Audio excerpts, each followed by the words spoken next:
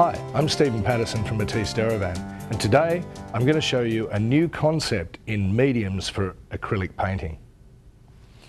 We call them the dry mediums, and they're a brand new concept insofar as these mediums are all the dry compounds that you then mix with the different binder mediums, and the binder mediums I'm going to talk about today you'd know as polymer gloss varnish, polymer matte varnish, impasto medium, gel medium, even the gesso and the background colours, and even the paints. These will add the binder to these dry compounds to give you a whole varied textural effect. So here, if we have a quick look, I've mixed polymer gloss varnish with all these various different mediums. We've got the black flakes, which are basically a synthetic polyester glitter mixed in here with the polymer gloss varnish. So you might use polymer gloss varnish or gel medium to get this effect.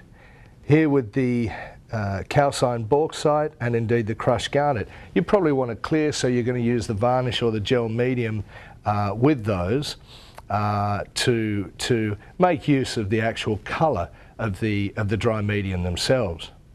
The ferrous powder, what I'd be doing is using the solvent-based varnish if you don't want the ferrous powder to change. It's iron, and over time, if you mix it with one of the water-based varnishes, it may well corrode or rust. So it'll change colour, and that's great if that's what you want. You just need to know that's going to happen. If you don't want that to happen, use a solvent-based varnish to mix with this one. Back onto more texture is the glass beads. Now I've just mixed polymer gloss varnish, but you can see these guys don't want to come off. If you want a bit more texture, you could use the gel medium with them. The same down here with the sands. I've used polymer gloss varnish to hold all of these together to really show the texture of the actual dry medium, but you could use the gel medium or the impasto medium and get some real relief out of it.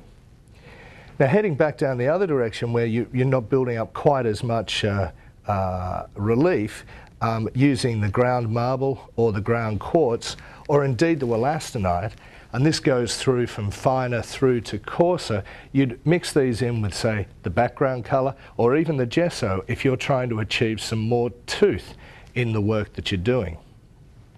So that'd be great, for instance, for a ground for charcoal or for using pastels over the top of.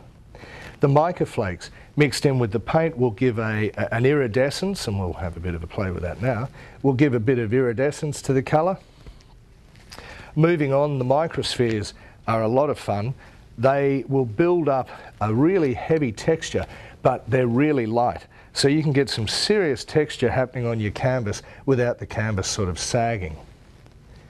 Now with any of these mediums, when you're mixing them in, you'll know when you've gone too far, because the mediums or the mixture will become really dry and you won't be able to mix any more in. The whole idea of having these as dry mediums is you can put as much or as little of the medium in as you like. These little jars very roughly are about the same as the ratio you can use with a 250ml pot.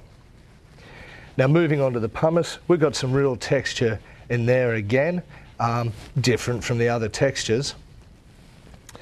And then down to the Mount Fidon talc. That's really interesting because used here with the polymer gloss varnish, but even mixed in with the gel medium, as you can see we've done here, leave it to dry. You'll need to leave it to dry for a few days, but then you can take some woodworking tools or any sort of tools and actually carve a pattern out or carve whatever you like out of it. So here, and we'll just see as that dries, you'll be able to see the flake or the mica shining out of it. So as you can see, all these different mediums can be used together and mixed together, and you're in control of whether you want a thin version or a thick version or added to the paint. Really, you're just limited by your imagination. So why don't you go out and try some of these? I'm Stephen Patterson. Thanks for watching.